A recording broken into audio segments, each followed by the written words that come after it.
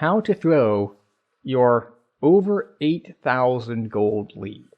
So let's give you a quick catch up on where we are. You have Baron. You have a 6,000 gold lead in your top lane with your Aatrox into the Cho. You have a 3,000 gold lead on your mid Aurelia. And that's basically where your gold lead is, because math, and that's how that works. What you need to worry about on the other side, you have a 4-item Karthus. You have a 4-item Kog'Maw. And you have 2 walls in front of them, that being the Cho, who's at 3 items, and the Braum, who is close to done. So the trick here is, this was Yone's first Yone game. They were just trying to figure things out. He's at 2 items. So, how do you manage to throw in this circumstance? Well, you're pushing some lanes. You're pushing bot lane, you're pushing top lane, and then everyone rotates in, so the push is happening in mid and bot. They're just kind of defending, clearing waves. You have an 8,000 gold lead. Are you going to engage or push them? No, we're going to wait and see what happens. We're just going to let them clear waves. Oh, wait. The super weak Yone came out. We're going to engage on him. Oh, we're going to get knocked up. And then they're going to engage on us. These 2, before the other 3 get here. And 1 down. And Diana gets a big ult off, which is great. But you see what's the problem is here? You know how I mentioned there's a 4-item Karthus and a 4-item Kog'Maw? And you see how they're on the other side of the wall? You don't want that. And Karthus decides to try to get E-value and walk through, so, he dies. But, he's Karthus. He's not all the way dead. And that's 5. So congratulations, you've lost your Baron. And the lead is cut to, you're only ahead by 6,000 now. Let's skip ahead. It's 2 dragons to 3. This is their team's sole point. You don't want them to catch up, do you? Alright, so, set up for this fight. 3 in river. Yone's trying to circle around. And Kog'Maw is back in base.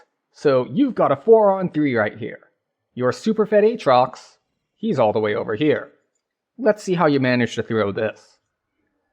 So, we're positioning. Aatrox teleports in. Kog'Maw, still not here. If you push forward here, you have a 5-on-3, because Yone is still on his flank angle. You catch the Cho'Gath. Braum is still between you and the Karthus, who's the only damage threat here, because Kog'Maw, not here yet. So this is going well. You catch the Cho'Gath. The Braum ult goes wide, doesn't hit anyone. You're chasing him down. You get onto Karthus. But Kog'Maw has arrived. And Karthus has 7 seconds. Let's see. Kog gets that one. Karthus gets that one. Yone manages to get crowd control onto Aatrox. And what do you know? You've traded 4 for 2, because Karthus is going to die here in a second. And once again, Kog'Maw, untouched. Also, if we want to follow that along, make that 5 for 2. And a soul. So we'll skip ahead again. You're now only up 3,000 gold, and they got soul. How do you throw this time? Well, there's another Baron coming up. Let's fight for Baron. So, once again, you got 4 here. Cho'Gath isn't here yet. And you've got 2 bot sides, so you don't want to fight this.